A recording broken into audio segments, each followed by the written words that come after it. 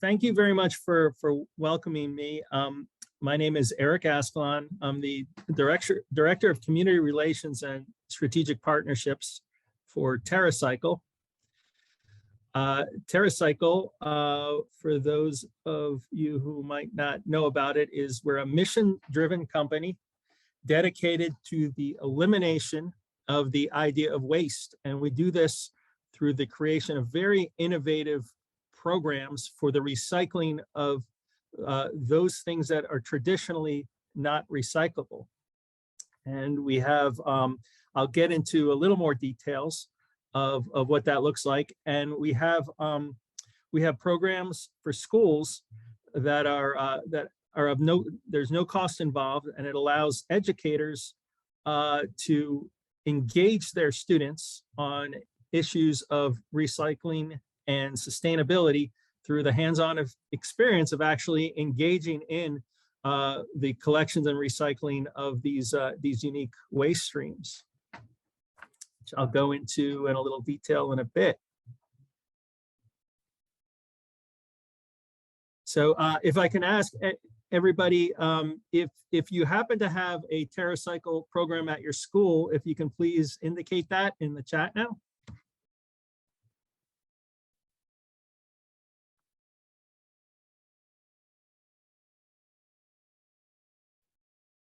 I think I'm going to boldly say that there are probably nobody here that has a TerraCycle, unless Kelly, unless you have one at your campus. No. We don't have some. Google goes, nope. Nope. All right. Well, maybe we can change that. So, all right. Let me go to my next slide here, and oops. So, does anybody recognize this image? What is that? This is a milkman. In times past, it was a situation where the end consumer did not own the packaging that their products came in, things like milk and beer and soda. And they would have basically the company, the manufacturer of the consumer goods would own the packaging, and you would pay a deposit and you would get the product delivered to you. And that's how things were largely prior to the 1950s and through much of the 1950s. And then along came single-use plastics and single-use containers. This image right here, which we look at and we probably say, wow, that's just awful what they're doing here. They're taking a bunch of trash and throwing it up in the air. Well, believe it or not, they're actually celebrating here the advent and the use of single-use packaging. This was for a profile for an article in Life magazine in 1955 called Throwaway Living. And at the time, throwaway didn't have the negative connotation that we understand it to have today. It was actually, in the minds of most folks back then, it was a great thing that they had the remarkable convenience of being able to get a consumer good in a plastic bottle or a paper cup and just toss it in the trash, out of sight, out of mind, after they utilized it.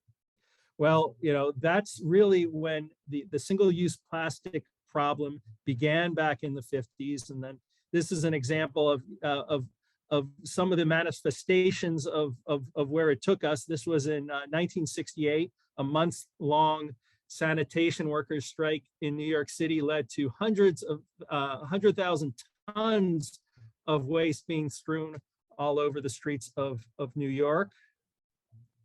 And of course, the problems we're plagued with today because of single-use plastics are ever present, and everybody, probably everybody on here has heard that there is a what's called the Great Pacific Garbage Patch floating in the middle of the Pacific Ocean right now, twice the size of Texas, an area of just floating mostly plastics, single-use plastics. This is a very striking image of a scuba diver that's in the middle of the patch exploring it.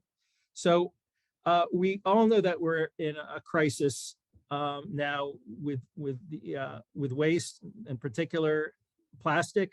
There is by some accounts, the volume over the next 30 or so years, the volume of plastic in the ocean may even exceed the volume of fish in the ocean. And that's a pretty scary prospect. And it's really up to all of us to kind of do what we can to help stop that from happening. And one of the ways that we at TerraCycle do is we have a bunch of programs for those things that are not traditionally recyclable, which we'll go into. So let me talk just briefly about TerraCycle.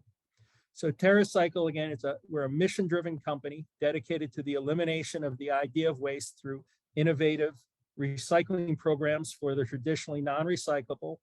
So what our mission is at Recyclable is our goals are to make things that are traditionally not recyclable, recyclable. And we have a team of an R&D, a research and development team consisting of material scientists who basically break down all kinds of consumer packaging and consumer goods and figure out to recycle those things that you can't presently recycle in a curbside environment. So we're not talking about your typical bottles and cans and newspapers. We're talking about everything but. And then we work with consumer brands to get them to integrate these difficult to recycle items or recycled components into their new packaging. And then we have another division called Loop, where we're trying to get away from single-use packaging altogether, and we're getting consumer brands to step up to the idea of the multi-use package, similar to what concept? The concept from a half century ago, the milkman, right? So ideally, in an ideal world, packaging would have some value to it.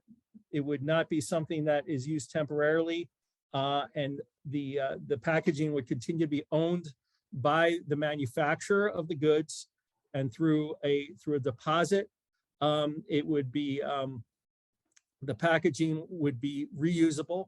And in the Loop model that we're creating, there would be essentially receptacles where after an item is used, the packaging could then be placed in the receptacle.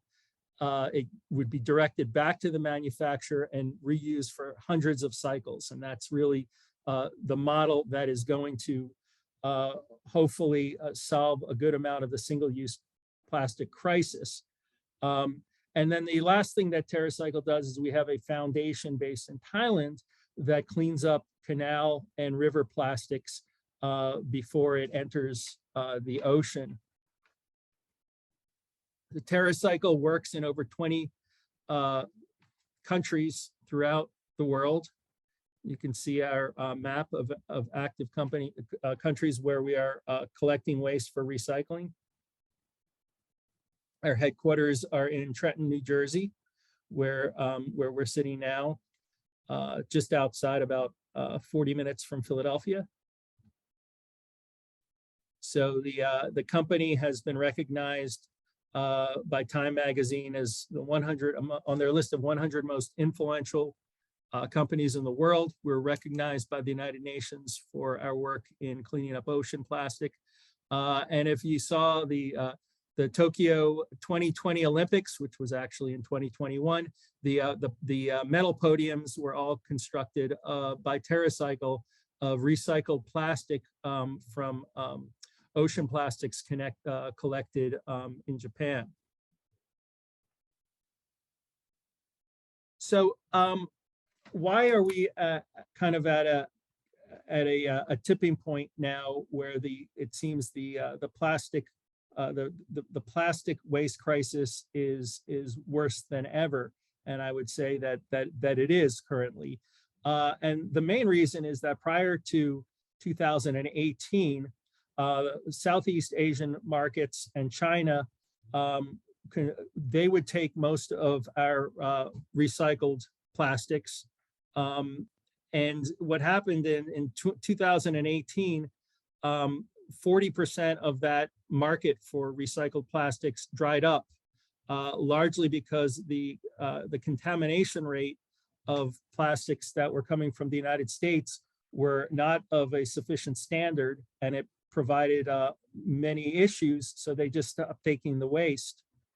One of the things that's also plaguing the industry now, the recycling industry, is that while some good intentioned things are happening to single-use plastics, they're not necessarily things that are helpful. So as packaging becomes lighter, more flexible, while there's a decrease in the amount of raw materials utilized, a decrease in the cost of transportation, those lighter, more flexible materials actually become more difficult to recycle. So a combination of those factors have created a crisis. Now, just to give you an example, cities such as, for example, the city of Philadelphia, the actual recycling process for plastics in the city of Philadelphia represented an income stream for the city, because it would cost them, they would actually earn more in revenue from the plastic material through their recycling programs than it would cost to logistically to collect it. So after the 2018 situation with the markets for recycled plastic drying up, it is no longer a profit center, and it's actually a huge expense for the city. And this has been replicated at in cities and towns throughout the United States. So real quickly, I'm going to ask everybody before we move on, we're going to have a quick two-part exercise. Really simply, look around your room, or if you've got absolutely nothing in the room you're sitting in, think about what's in your house and your classroom, and list 3 specific things in the chat that are curbside recyclable in your community.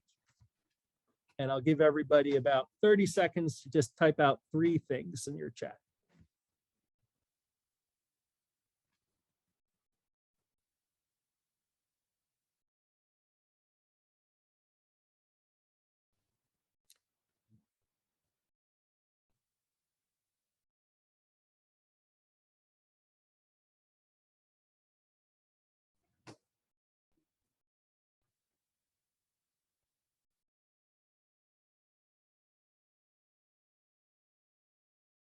Okay, everybody, please wrap up your submitting your answers.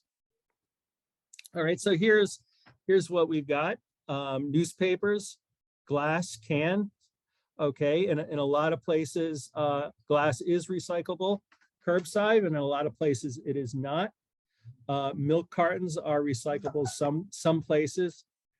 So paper clips, plastic containers, cardboard. Okay. So everybody who's responded, presumably you have curbside recycling in your town. There are many places now in the United States where there aren't any curbside programs. Okay, car tires, chairs. Those are some, well, tires, yes. Chairs, that's a unique waste stream. Plastic, wood, and tires. Okay, so I'm not sure where everybody is from in their responses, but that's going to dictate largely the materials that are recycled curbside for you. Okay, next page. Okay, look around. Same question, but this time, look around and list 3 specific things in your chat that are not curbside recyclable in your community. Think in terms of consumer goods and packaging. List 3 things around you that are not curbside recyclable in your community.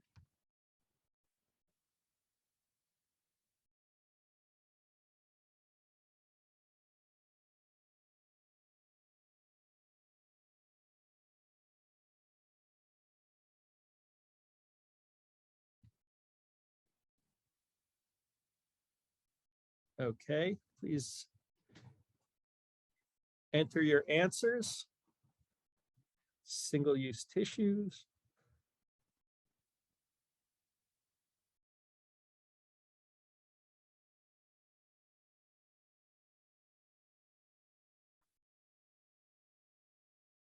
Number 5, plastic, chip bags, clothing, some plastic containers, and paint, toothbrush, plastic bags. All right, a few more seconds. Okay, so we got a good cross section of items. Now, let's talk about what makes something curbside recyclable and what doesn't, and what makes it not. So first thing to know, so I think everything that everybody listed in that second question is technically recyclable, which means that the issue is not one of science or technology. Everything that was listed can be recycled. But the question is not technology or science, it's a question of economics, whether something is practically recyclable. And the equation for whether something's recyclable is right here, okay? What creates practical recyclability for a specific waste stream is if a waste management supply chain can do it profitably, right? So that means that if the cost of logistics and processing of the waste for recycling are less than the value of the resulting material, then that item will become practically recyclable. But if the costs, on the other hand, of the cost of logistics and processing exceed the value of the resulting material, then it's not going to be practically recyclable. So that's when there's a gap in the equation.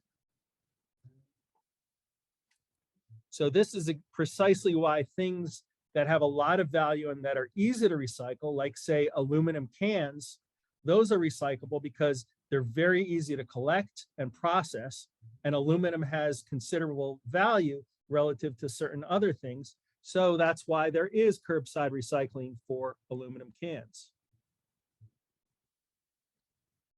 Now this right here shows you kind of on that locally recyclable versus not locally recyclable continuum that we discussed. This shows you the kind of things that typically are versus typically aren't.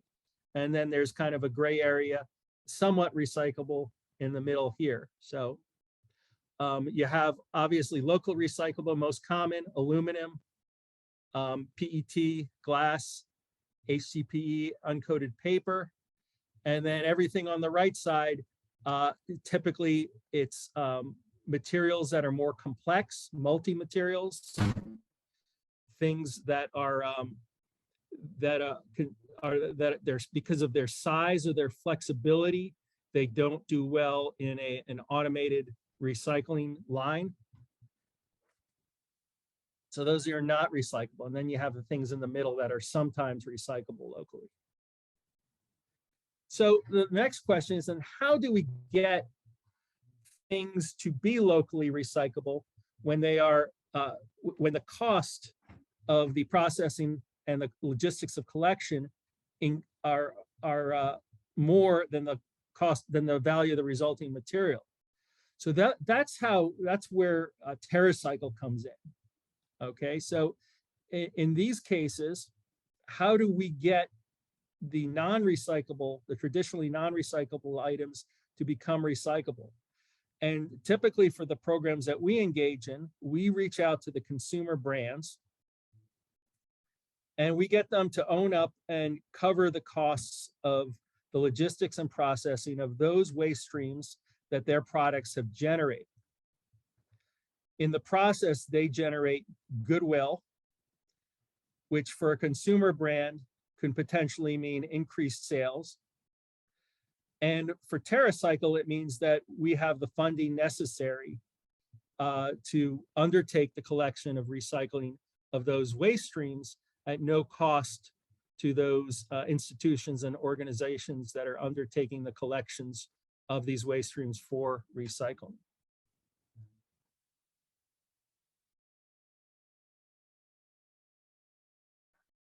So as I mentioned, we have an R&D team at TerraCycle that solves the technical issues involved in the waste streams.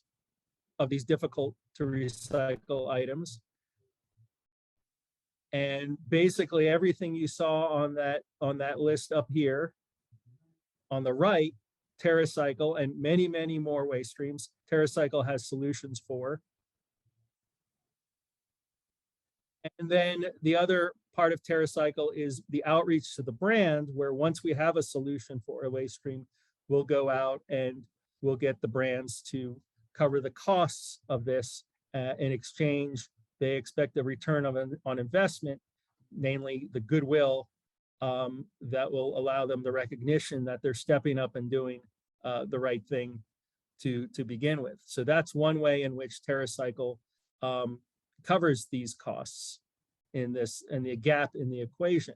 Another way is we have programs where consumers and businesses want to engage in the recycling of the difficult to recycle waste streams can pay for things like what are called zero waste boxes, where they could collect these difficult to recycle waste streams and then send them in to us with turnkey solutions where we'll process it and recycle those components. But the bottom line is, for all these difficult to recycle waste streams, there has to be funding coming from somewhere. And it's either going to come presently from the manufacturer on a voluntary basis or the consumer on a voluntary basis. And that's voluntary absent any government regulations that attach extended producer responsibility to the actual product. So the way to most definitely solve the plastic waste crisis involves government regulation and requiring manufacturers to step up and pay the costs, the actual costs of the waste streams that they are producing. But on a practical level, there is in most area in the United States, certainly, and in most places on the planet, there is little or limited political will in order to get manufacturers to step up through a regulatory scheme to get them to do this. So there's been limited successes in this regard, but it's not that common. So in the absence of that, it behooves consumer brands and individuals and businesses to act voluntarily. So in terms of what TerraCycle typically does with these difficult to recycle waste streams is when, for instance, in the programs for schools, the waste streams are shipped to us utilizing free UPS labels that they print right from our website. We aggregate them. Once we've accumulated a certain mass of a particular waste stream, we'll process them. And in the case of plastic, it's often in the form of pelletized plastic. So in number 3 there, you see what typical plastic pellets look like. And then we'll incorporate these materials into new products. And they could be new products that TerraCycle creates, or we'll work with brands to get the consumer brands to integrate the difficult to recycle waste streams into their packaging and into their products, again, to negate the need for the mining of raw materials, of virgin raw materials. So for instance, TerraCycle has had programs with brands such as Procter & Gamble, where we have gotten Procter & Gamble to integrate ocean plastics into their Head and Shoulders line of bottles. They have a green line of bottles, and it is through creating a market for ocean plastic that increases the value and the propensity to do something from an economic level towards the collection of ocean plastics. So in solving for the waste issues with the difficult to recycle plastics, there's various things that TerraCycle will do with them. One example, starting from the left going to the right, is upcycled examples. So TerraCycle will often work with, we have a design team that comes up with clever ways of repurposing waste. And this is typically done on a large scale, mostly things to bring awareness to TerraCycle programs, such as you can see there, that's Stephen Colbert wearing a Doritos coat, a jacket made out of Doritos. So those are clever, but they're not going to solve a large amount of the waste problem, but they're going to bring attention to it. And then we have closed loop examples where we take waste streams, in this case, markers and pens, and TerraCycle will work with the brands that produce markers and pens to cover the cost of these programs, and then integrate those same materials from the markers and pens in new markers and pens, such as this example for this Expo Caddy TerraCycle project. Then oftentimes we will integrate our difficult to recycle waste streams in other sorts of things like community build examples. So a lot of the waste that TerraCycle collects and recycles become things like park benches, playgrounds, things like that, which do take up a pretty significant amount of the waste stream that's generated. And then finally, there's all kinds of other sorts of supply chains that are created with our recycling materials. We produce plastic lumber and a whole line of home products with these things. And we work with other brands and manufacturers to try to integrate these difficult to collect waste streams into their products. So if you are interested in setting up a TerraCycle account at your school and beginning to collect these waste streams, it's very easy to do. You simply go online to TerraCycle.com/schools, and takes about 5 minutes to set up an account. You select which waste streams, which recycling programs you want to collect for. You set up a recycling hub in your school using materials on hand, such as existing cardboard boxes and things like that. You can print out an acceptable waste poster right from our website for each of the waste streams, so folks know, the students know what's being collected in each of these boxes. And then when the container is full, you simply download a free shipping label from our website through UPS, slap it on the box, and it will that waste will get to us. We will scan and weigh it, and then the school will the students will be able to see right from the website how much waste they've collected for the different waste streams over time, and see how much they've diverted from landfill. And then additionally there's a fundraising component to this, and that for these free programs for schools, for each pound of waste collected, typically for these programs, $1 will go back as a fundraising donation to the school. So these programs are very simple to implement. It's an excellent way to engage kids on recycling and sustainability on a practical level, and it represents potential fundraising revenue for the schools. So we'd love, if you don't already have a TerraCycle program at your school, we'd love for you to set it up and start engaging your students on recycling. These are just a few of the sorts of waste streams we have in our school programs, from all your number 6 plastic cups to stationary programs for all brands of markers and pens and glue sticks. You've got programs for toothpaste tubes, the flexible snack pouches and flexible drink pouches.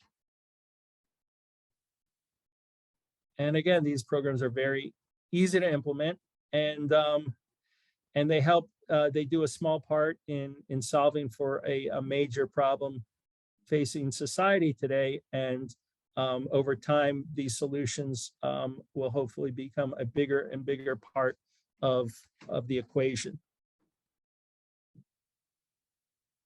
So that's the presentation. I'm love to hear any questions or comments you might have. And I hope you learned a little about the economics of recycling and why things are and aren't recycled typically. Thank you, Eric.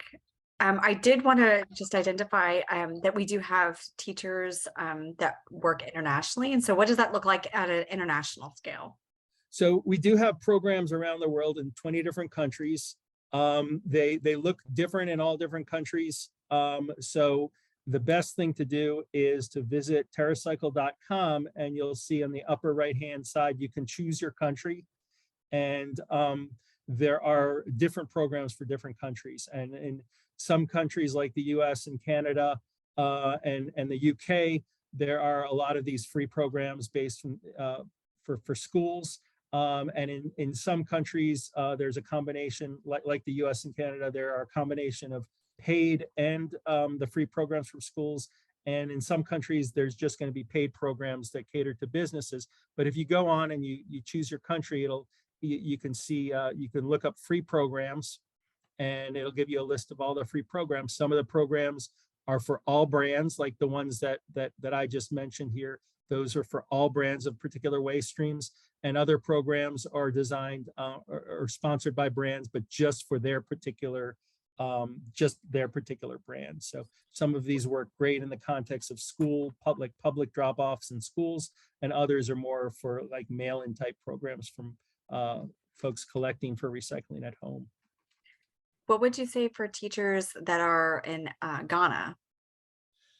Well, I would say we do not presently have a program in Ghana. I hope one day we get to the point where these programs are kind of universal, but it's not presently the case. So I would explore some other potential options you have there, and I really, unfortunately, couldn't say for sure what those might be in Ghana. Eric, kind of along those lines, I'm curious to hear, we have these educators here from Ghana. We know a lot of organizations here that are passionate about this. What would it take to get a company like TerraCycle to start, a program in a country? If you have that critical mass of support who could help you kind of get into an initial set of schools and communities? Yeah, well, and to be completely frank, on a very practical level, for the brand funded programs, it's all about whether the brands themselves see that they're being kind of an economic value to promoting these programs in various places. So that becomes, from the brand's perspective, not TerraCycle's perspective, but from a brand's perspective, they need to see or get a sense of their return on investment. So that's where it becomes tricky, because obviously they're looking at the potential consumer spend, at the potential at what these programs will result in added revenue through customer acquisition, and all the things that we at TerraCycle don't want to think about, but they are the reality of how the recycling of these difficult materials works. So it becomes very challenging, and that's why in the case of TerraCycle, we wanted to go beyond just that, and so we started the foundation. And presently, the foundation is based out of Thailand and does work on the plastics, the canal and river cleanups in Thailand. And we've got our hands full, with what's going on there, because that's a major source of ocean pollution in that country. And no doubt, there are many countries throughout the world who could use similar types of foundations.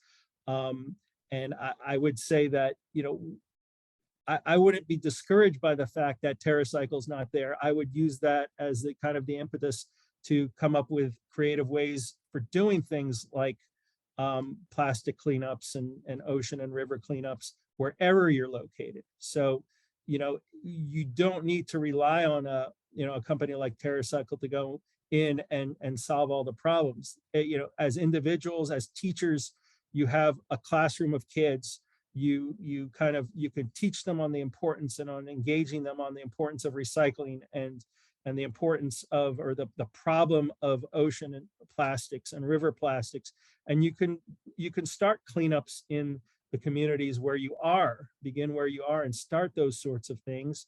And to the extent that the waste that you are cleaning up from the beaches and the rivers, the riverbanks, to the extent that they're recyclable locally, try to recycle them locally. But if they're not, if the waste you're picking up is not recycled locally, and TerraCycle's not within your geography, then at least getting it out of the river and into landfill is still better than letting it sit in the river and break down and become, you know, part of the human biology. As we all have heard, I'm sure, there is plastic in almost all of us, and that plastic came originally from Coke and Pepsi bottles that have made their way to the sea, that have broken down and made their way into the fish, and thereafter made their way into us. So getting things out, you know, there's a lot of steps everybody could take independent of TerraCycle being in your community.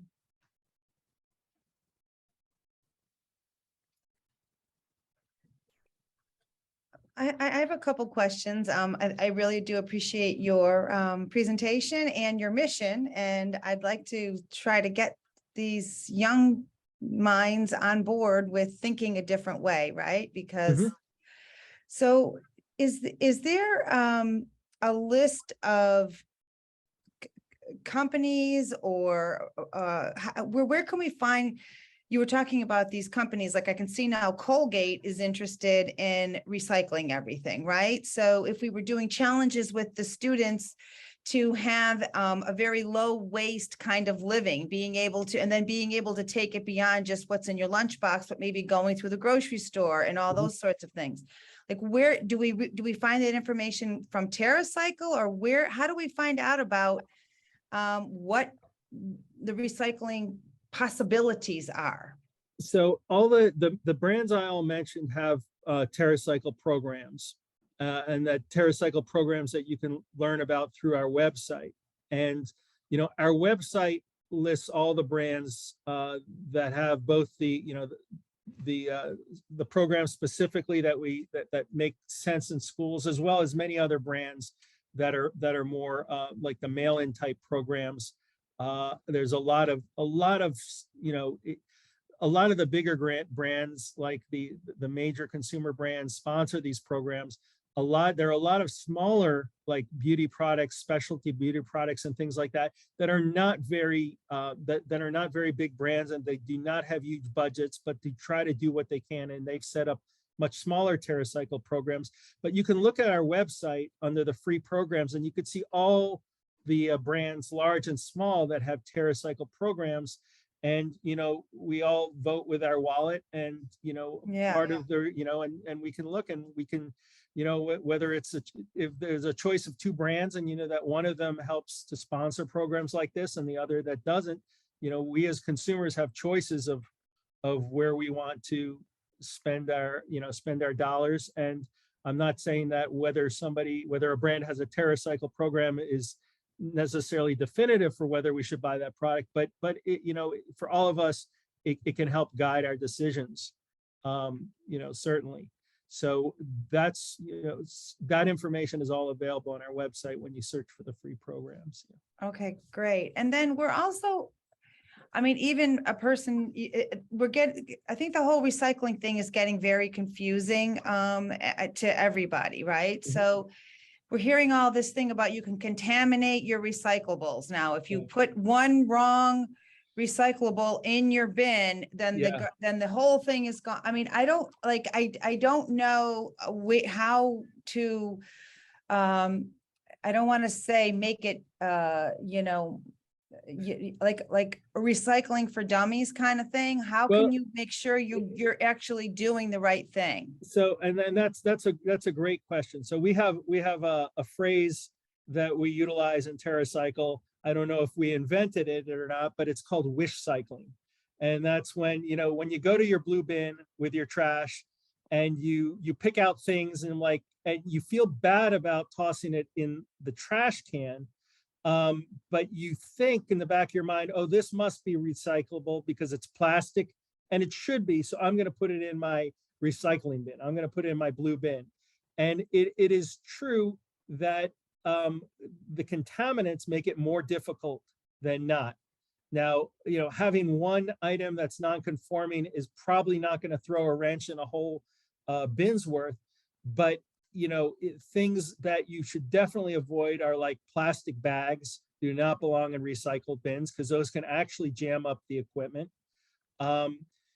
Things in most places, like the flexible packaging, is not curbside recyclable. So if you see things like drink pouches or flexible plastics, that typically doesn't belong in there. You know, in most places, it's your number one and your number two. So your soda bottles, your plastic water bottles, your detergent bottles, your milk cartons, or your plastic milk cartons. So those types of things are, you know, they are pretty universally belong where there's curbside plastic.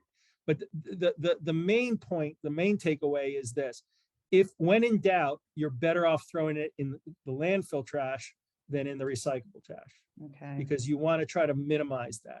But that being said, the system is, yeah, it can break, but it's a little more resilient than I think some are led to believe. Yeah, okay. Yeah. Thank you. Sure. And I'll say, I see that we're breakout sessions are closing here, but please go on to TerraCycle.com/schools to find out more about the school programs.